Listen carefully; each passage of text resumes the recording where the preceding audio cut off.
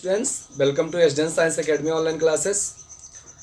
कक्षा 12 के फिजिक्स के अंतर्गत हम अध्ययन कर रहे थे गॉस थ्योरम यानी गॉस प्रमेय, जिसके तहत 4 वीडियो अपलोड कर दिए गए हैं, जिसमें हम गॉस के प्रमेय का अनुप्रयोग सीख रहे थे। आज का हमारा टॉपिक है आवेशित चालक के ठीक बाहर वैद्युत क्षेत्र की तीव्रता हम कैसे गॉस के प्रमेय को यूज करते हुए बता सकते हैं। तो चलिए देखते हैं। हमको बताना है आवेशित चालक के ठीक बाहर वैद्युत क्षेत्र की तीव्रता। टॉपिक शुरू हो इससे पहले हम थोड़ा सा आपको रिवाइज करना चाहेंगे। आपको इसके पहले वाले लेक्चर में बताया गया कि अगर अनंत विस्तार का कोई समतल आवेशित अचालक चादर है तो उसके निकट जो वैद्युत क्षेत्र की तीव्रता होती है E बराबर सिग्मा अपान 2 एप्सिलॉन नॉट होता है। तो यही मेन फार्मूला हमारा यही रहेगा इसमें यूज होने वाला। चलिए देखिए कैसे। जैसे मान लीजिए ये एक अनंत विस्तार का चालक है, आवेशित चालक, इस पर पॉजिटिव चार्ज है, इस पर धनावेश है दोनों पृष्ठों पर, और दोनों पृष्ठों का जो पृष्ठीय आवेश का जो पृष्ठीय घनत्व है वो सिग्मा है। यहां इसके ठीक बाहर कोई बिंदु P है। इस बिंदु P पर हमको बताना है कि इलेक्ट्रिक फील्ड कितना होगा। तो जैसा कि आपको ये पता है कि आवेशित जो इसके पहले हमने इसके पूर्ववर्ती लेक्चर में हमने जो सीखा था कि अनंत विस्तार के एक समतल आवेशित अचालक चादर के निकट जो इलेक्ट्रिक फील्ड होता है वो E बराबर सिग्मा अपान 2 एप्सिलॉन नॉट होता है। तो यही हम यूज करेंगे इसमें, लेकिन इसको हम यूज कर पाए इसके लिए थोड़ा सा ये फिगर हमारा रहेगा। और मान लीजिए सरफेस 1 है, ये सरफेस 2 है। अब देखिए हमें यूज कैसे करना है। अब क्योंकि ये पॉजिटिव चार्ज के है और इसके पहले के ही लेक्चर में आपको बताया गया पॉजिटिव चार्ज की प्रॉपर्टी। पॉजिटिव चार्ज कहने का मतलब ये होता है कि अगर चार्ज हमको पॉजिटिव दिखेगा तो पॉजिटिव चार्ज हमको समझना चाहिए कि पॉजिटिव चार्ज के कारण जो इलेक्ट्रिक फील्ड होगा बच्चों वो बाहर होगा यानी इससे दूर होगा। इस तरीके से अगर सरफेस हम 1 के लिए निकालेंगे तो हम लिखेंगे वेक्टर E1 बाहर की तरफ। ऐसा ही दूसरा निकालेंगे दूसरे सरफेस के लिए, क्योंकि वो भी पॉजिटिव चार्ज है। अब पॉजिटिव चार्ज है तो हमको पता होता है कि जो इलेक्ट्रिक फील्ड होगा वो चालक से दूर होगा। तो ये भी चालक से दूर हम निकालेंगे, मतलब E1 बाहर हो गया और E2 भी बाहर हो गया। उम्मीद है आपको समझ में आ रहा होगा कि पॉजिटिव चार्ज रहेगा। तो पॉजिटिव चार्ज की 2 प्रॉपर्टी हमको इस चैप्टर के लिए याद रखना है। पहला कि पॉजिटिव चार्ज के कारण जो इलेक्ट्रिक फील्ड होता है वो चालकों से दूर होता है यानी आवेश से दूर होता है, वो बाहर की तरफ होता है। और पॉजिटिव चार्ज के कारण जो इलेक्ट्रिक फ्लक्स होता है वो पॉजिटिव होता है यानी कि बाहर की तरफ होता है। तो इसमें हम देख रहे हैं सरफेस 1 सरफेस 2 ये दोनों पॉजिटिव चार्ज थे। तो सरफेस 1 के लिए जो E1 आया वो चालक से दूर, E1 बाहर जा रहा। जो सरफेस 2 के लिए इलेक्ट्रिक फील्ड आया E2 वो भी बाहर जा रहा। तो कहने का मतलब ये है अगर हम इसको यूज करें तो क्या लिखेंगे 1 के लिए यानी कि सरफेस 1 के लिए हमारा कितना हो जाएगा vector E1 is equal to हम लिखेंगे सिग्मा अपान 2 एप्सिलॉन नॉट, क्योंकि दोनों ही पृष्ठों के आवेशों का जो पृष्ठीय घनत्व है वो सिग्मा है। ऐसे दूसरे के लिए होगा हम लिखेंगे E2 is equal to sigma upon 2 epsilon naught. तो नेट जो होगा हम लिखेंगे E इज इक्वल टू यानी नेट जो होगा E is equal to vector E1 plus vector E2। तो हमारा ये हो जाएगा। हम देख सकते हैं अगर इसके परिमाण को हम रखें इसके मैग्नीट्यूड को तो हम देखेंगे sigma upon 2 epsilon naught plus sigma upon 2 epsilon naught. अब सबको समझ में आ रहा होगा sigma upon 2 epsilon naught plus sigma upon 2 epsilon naught is equal to E बराबर सिग्मा अपान एप्सिलॉन नॉट।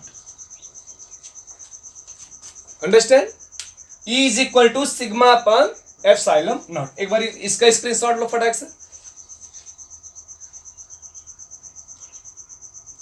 आपको ध्यान इतना देना है, यहां से केवल इनके मैग्नीट्यूड को ही रखा गया जी, केवल मैग्नीट्यूड रखेंगे तो sigma upon 2 epsilon naught plus sigma upon 2 epsilon naught, तो ई बराबर सिग्मा अपान एप्सिलॉन नॉट होगा। अब कहने का मतलब आर इसमें भी नहीं है, आर इसमें भी नहीं होने का मतलब इस चालक के बाहर जो इलेक्ट्रिक फील्ड है वो दूरी पर डिपेंड नहीं करेगा कि कितनी दूरी पर पॉइंट लिया गया जहां पर इलेक्ट्रिक फील्ड हमको बताना है, वो सर्व जगह मतलब सभी जगहों पर वो इतना ही होगा, बराबर होगा।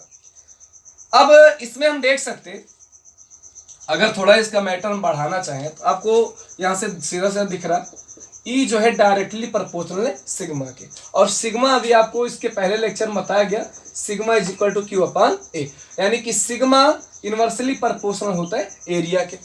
तो हम कह सकते अगर एरिया ज्यादा है, अगर एरिया ज्यादा है तो सिग्मा का मान कम होगा, और अगर सिग्मा का मान कम होगा तो यहां दिख रहा है क्योंकि सिग्मा जो है वो डायरेक्टली प्रोपोर्शनल ई के, तो सिग्मा अगर कम हो गया तो इलेक्ट्रिक फील्ड भी कम हो जाएगा। दूसरी कंडीशन, अगर एरिया कम है, अगर एरिया कम है तो सिग्मा का मान अधिक हो जाएगा, और अगर सिग्मा का मान अधिक हो गया तो ई का मान अधिक हो जाएगा, क्योंकि जो सिग्मा है वो डायरेक्टली प्रोपोर्शनल है ई के।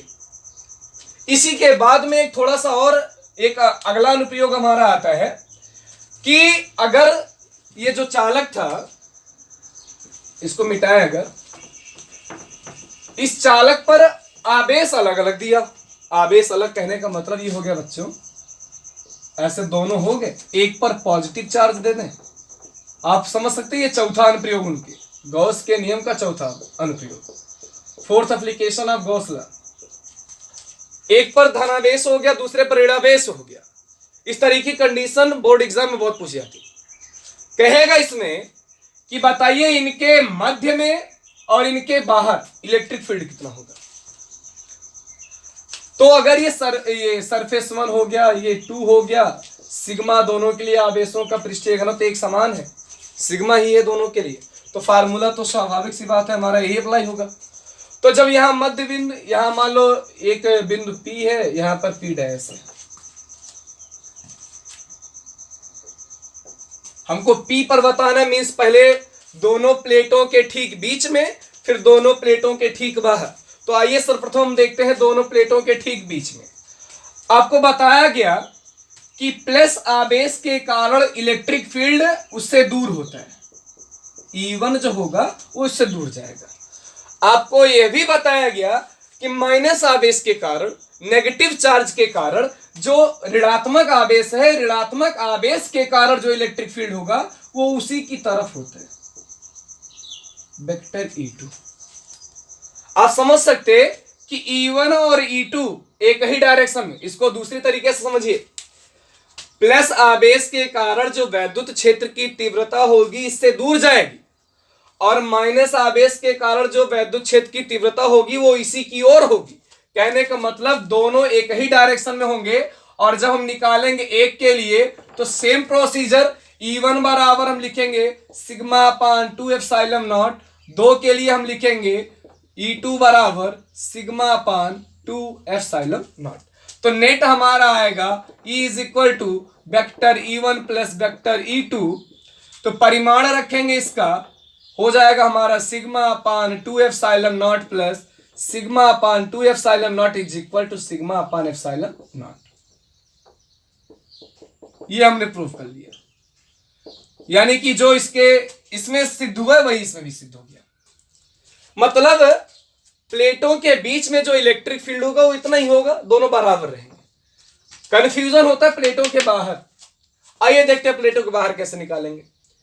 तो प्लेटों के बाहर जैसे मान लीजिए हम सरफेस 1 के लिए देख रहे हैं जो कि पॉजिटिव चार्ज था, तो पॉजिटिव चार्ज के लिए प्रॉपर्टी पता है कि वो उससे दूर जाएगा, है ना। पॉजिटिव चार्ज के कारण जो इलेक्ट्रिक फील्ड होगा उससे दूर होगा, यानी वेक्टर E1 जो होगा वो बाहर की तरफ जाएगा। लेकिन अभी अभी हमने आपको बताया कि माइनस आवेश के कारण जो इलेक्ट्रिक फील्ड होता है वो इसी की ओर होता है, वेक्टर E2। यानी कि अगर यहां बिंदु पर हम देखें तो ये इस तरीके से बंद है, इस तरीके से ये बंद है। ये अगर बिंदु था तो E1 बाहर जा रहा है, E2 इधर आ रहा था, तो हम कह सकते कि जो E1 और E2 है वो इस तरीके से। कहने का मतलब ये है कि मैग्नीट्यूड तो बराबर है, दोनों का मैग्नीट्यूड बराबर है। बराबर क्यों हुआ? क्योंकि E का जो मान है वो सिग्मा, हम ये कह सकते हैं सिग्मा पर ही डिपेंड करता है। रीजन, क्योंकि सिग्मा आवेश का पृष्ठीय घनत्व हो गया और ये एप्सिलॉन नॉट जो है ये निर्वात की वैद्युतशीलता, परमिटिविटी ऑफ फ्री स्पेस, ये तो नियतांक हो गया जिसका कि मान 8.85 × 10⁻12।